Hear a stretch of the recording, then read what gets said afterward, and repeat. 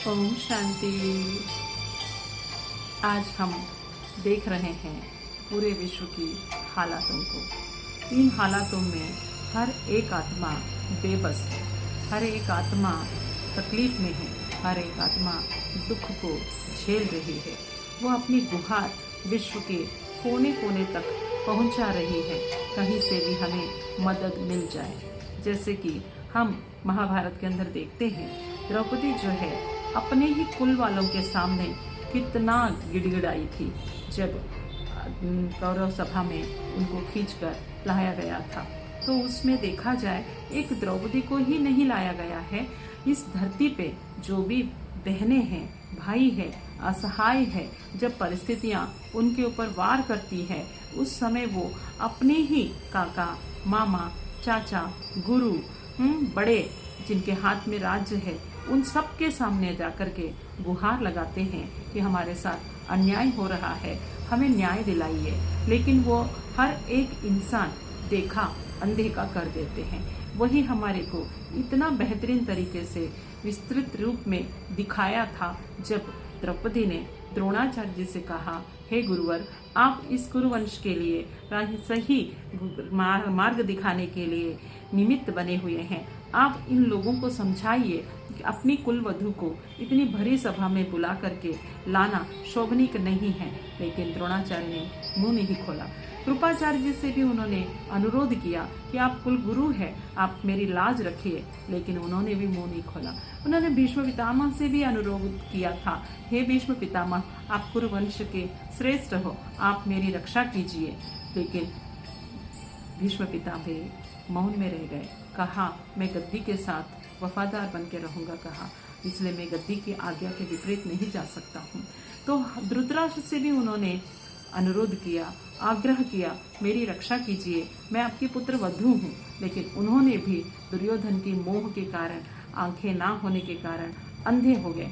गांधारी से भी उन्होंने रिक्वेस्ट किया, तो गांधारी भी आंखें होते हुए भी आंखों को पट्टी बांध लिया। अर्थात बहुत सारे संसार में हमारे सामने डेली रूटीन के जीवन के अंदर कभी ना कभी ऐसी घटनाओं में ऐसे लोगों के साथ में जाना पड़ता है, क्योंकि उन लोग जो है बुद्धि रहने के बावजूद भी उस बुद्धि का उपयोग नहीं करेंगे, आंख होने के बावजूद भी आंख का सदुपयोग नहीं करेंगे, मुंह होने के बावजूद भी न्याय करने के लिए मुंह में से न्याय के वचन नहीं निकलेंगे, धर्म वाले होने के बावजूद भी, गुरु होने के बावजूद भी धर्म सिखा नहीं सकेंगे।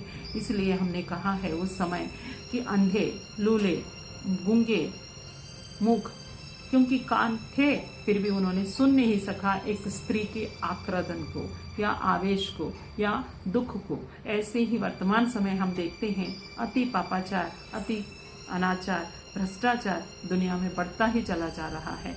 हर एक मानव बेबस है, अपनी फायदा के लिए हर एक इंसान स्वार्थ में लगा पड़ा है। कहते हैं ना, मैं मूर्ख कलकामी, कृपा करो भरता। वास्तव में देखा जाए तो हर एक इंसान के अंदर कोई ना कोई अवगुण भरा हुआ है। कोई कामी है, कोई क्रोधी है, कोई कपटी है, कोई पापी है, कोई नीच है। इन सब शब्दों का अर्थ भी अपना अपना है, क्योंकि कामी जो होता है उसको विकार सताते हैं, क्रोधी जो होता है वो बिना सोचे समझे क्रोध करता है, लोभी जो होता है वो मेरे को ही सब कुछ चाहिए करके रहता है, और जो मोही होता है वो जिनको अपना बाण मना लिया, जैसे गांधारी को मोह था, धृतराष्ट्र को मोह था, मेरा सुयोधन, मेरा सुयोधन, वो इतना गलती करता गया तब भी उन्होंने उनको कभी भी शिक्षा देने की कोशिश नहीं किया है। ऐसे ही वर्तमान समय के अंदर भी ना जाने कितने माता पिता अपने ही बच्चों के मोह में, भले वो इतना गलत काम कर रहा होगा, फिर भी उसकी ही प्यार में अंधे होकर के ऐसे गलत कदम उठा के बैठ जाते हैं, जो इस धरती पर महाभारत जैसे युद्ध होना पड़ता है। हम अगर देशों के राजाओं को देख ले या हमारे अपने पारिवारिक घरों को देख ले, समाज को देख ले, ना जाने कितने घरों में कितनी स्त्रियां दुखी हो रही हैं, विलाप कर रही हैं। उन सब के लिए एक ही आशा है, परमपिता परमात्मा। उनका यही कहना है, हे आत्माएं, आप राजयोग सीखो और अपने सिर की गठरी को उतारने की कोशिश करो। समझ से आप अपनी जो तकलीफें हैं उन सबको काटो, क्योंकि जैसे ही आप अगर कोई भी चीज से बंध जाते हो तो आप कैंची या तलवार या कोई हसिया चाकू ला करके अपने आप को छुड़ाने की कोशिश करते हो। ऐसे ही आज मानव आत्माएं मन के द्वारा बंधन में बंध गई है। ये पांचों विकार उनको बांध चुकी है। तो जिनको पांच विकारों ने जकड़ लिया है वो दूसरे लोगों को भी दुख देने के लिए लगे हुए हैं। इन पांचों विकारों से स्वयं को मुक्त करना है तो इसके लिए हमें समझ चाहिए। वही कैंची है, वही चाकू है, वही तलवार भी है, तो ये हसिया भी है। तो वो समझ क्या है? वो है ज्ञान। वो क्या है?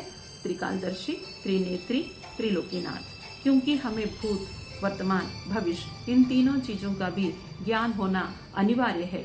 क्योंकि हम जो है इस धरा पर पाठ बजाने के लिए आए हुए हैं। अब ये हमारी आखिरी जन्म है और आखिरी समय है इस ड्रामा का भी। इस समयावधि को हमें समझना है और हमें इससे छुटकारा पाने की कोशिश करना है। इसलिए कहते हैं तुम मुक्त गगन के पंछी हो, तुम्हें उड़ते ही जाना है, फंसना नहीं किसी डाल पर, तुम्हें सबको मुक्त कराना है। तो जब आप खुद आजाद होंगे तो ही आप दूसरों को आजाद कर सकेंगे।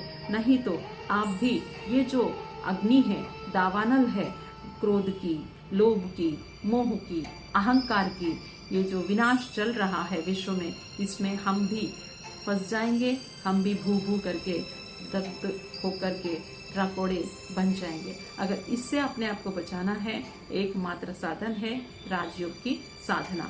जब आप राजयोग का सहारा लेते हो और ईश्वर को अपना सचमुच सब कुछ मान लेते हो तो परमात्मा आपके साथ में रहते हैं और आपको कोई भी तकलीफ आने नहीं देते हैं।